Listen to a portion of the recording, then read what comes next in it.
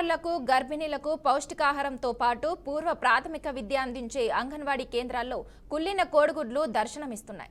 శిశు ప్రసూతి మరణాలు తగ్గించడంలో బలవర్ధకమైన పోషకాహారం అందజేయడం అత్యంత ముఖ్యమైనది. అందులో భాగంగానే ప్రభుత్వం బాలింతలు, గర్భిణీలు, చిన్నారులకు అంగన్వాడీల ద్వారా పోషకాహారం అందిస్తూ వస్తుంది.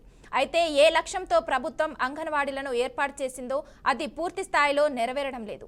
అంగన్వాడీల ద్వారా అందిస్తున్న పోషకాహార పదార్థాల్లో నాణ్యత లోపం ఉన్నట్లుగా విమర్శలు వినిపిస్తున్నాయి.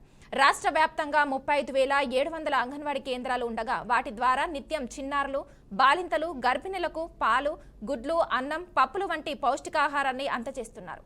కరీంనగర్ జిల్లాలోని సైదాపూర్ మండలానికి చెందిన ఒక అంగన్వాడీ కేంద్రంలో చిన్నారులకు అందజేయగా అవి కుళ్ళిపోయి ఉండటంతో పిల్లలు, గర్భిణీలు షాక్ అయ్యారు.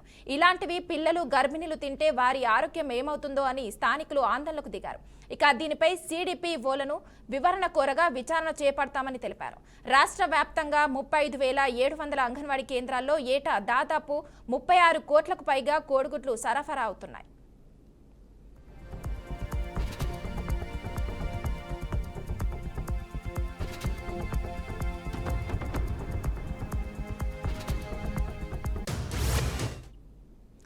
గత కొన్ని నెలలుగా అంగన్వాడీ కేంద్రాలకు సరఫరా అవుతున్న కోడిగుడ్లు కుళ్లిపోయి దుర్వాసన వస్తుందనే ఫిర్యాదులు వెల్లువెత్తుతున్నాయి. కొన్ని చోట్ల కోడిగుడ్లు పంపిణీ చేసిన వెంటనే పిల్లలు వాటిని తినడానికి నిరాకరించడం లేదా తిన్నవారికి వాంతులు, విరేచనాలు వంటి అనారోగ్య సమస్యలు తలెత్తినట్లు అధికారులు గుర్తించారు. ఇక కాంట్రాక్టర్లు సరఫరా చేయబడిన కోడిగుడ్లలో సుమారు 15 నుంచి 20% కోడిగుడ్లు పాడైపోయి లేదా కుళ్ళిపోయి ఉన్నట్లు అంగన్వాడీ కార్యకర్తలు, తల్లిదండ్రులు ఫిర్యాదు చేశారు. ఇక వాస్తవానికి ఒక్కోటి 45 గ్రాముల నుంచి 50 గ్రాముల బరువు ఉండాలి. ఒక ట్రేలో 30 కోడిగుడ్లు ఉంటే 1350 గ్రాముల నుండి కిలోన్నర బరువు ఉండాలి. కానీ సగటున ఒక్కో కోడిగుడ్డు 40 గ్రాములు ఉండగా ట్రే బరువు 1200 గ్రాములు దాటం లేదని తెలుస్తోంది.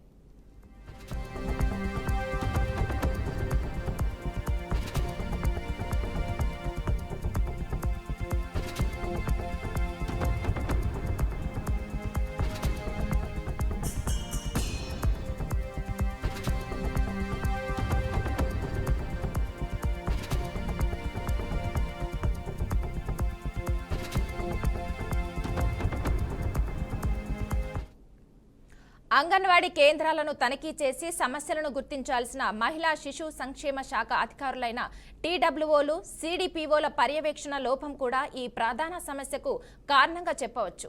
కాంట్రాక్టర్లతో చేసుకున్న ఒప్పందాలను సరిగా అమలు చేయకపోవడం, నాణ్యత తనిఖీలను పటిష్టం చేయకపోవడం వంటివి ఇలాంటి పరిస్థితులకు దారితీస్తున్నాయని పలువురు అభిప్రాయపడుతున్నారు. కొంతమంది అధికారులు, కాంట్రాక్టర్లు కుమ్మక్కై నాసిరకం గుడ్లు సరఫరా చేయడం ద్వారా ఆర్థిక ప్రయోజనాలు పొందుతున్నారనే ఆరోపణలు కూడా ఉన్నాయి. ఇక దీనికి కార్యాలయంలో విధులు నిర్వహిస్తున్న అధికారులే సూత్రధారులని తెలుస్తోంది.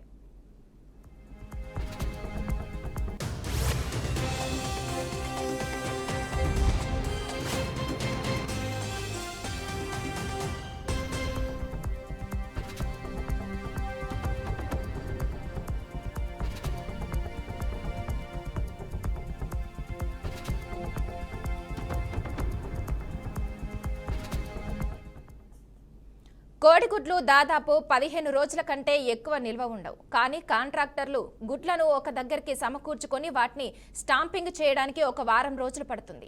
వాటిని ICDS కేంద్రాలకు సరఫరా చేయడానికి ఓ 4-5 రోజులు పడుతుంది. అంటే మొత్తంగా 10 రోజులు కాంట్రాక్టర్ దగ్గరే కోడిగుడ్లు ఉంటున్నాయి. ఇక కేవలం 3-4 రోజులు మాత్రమే అంగన్వాడీ కేంద్రంలో ఉంటాయి. ఆ తర్వాత సరఫరా చేస్తే అవి కుళ్ళిపోతున్నాయి. అలా అవి వచ్చిన సందర్భంలో కాంట్రాక్టర్లను ప్రశ్నించాల్సిన ICDS అధికారులు అంగన్వాడీ టీచర్లను బెదిరించిన సందర్భాలు కూడా ఉన్నాయి. కాంట్రాక్టర్లను పలెత్తు మాట కూడా అనడం లేదని తెలిసింది. ఇక చెక్ చేసుకోకుండా ఎందుకు తీసుకున్నారని అధికారులు టీచర్లను మందలిస్తున్నట్లు తెలిసింది. టీచర్లు ఒకవేళ అధికారులను ప్రశ్నిస్తే వాళ్లపై పెద్ద ఎత్తున వేధింపులు గురిచేస్తున్నారని ఆరోపణలు కూడా ఉన్నాయి.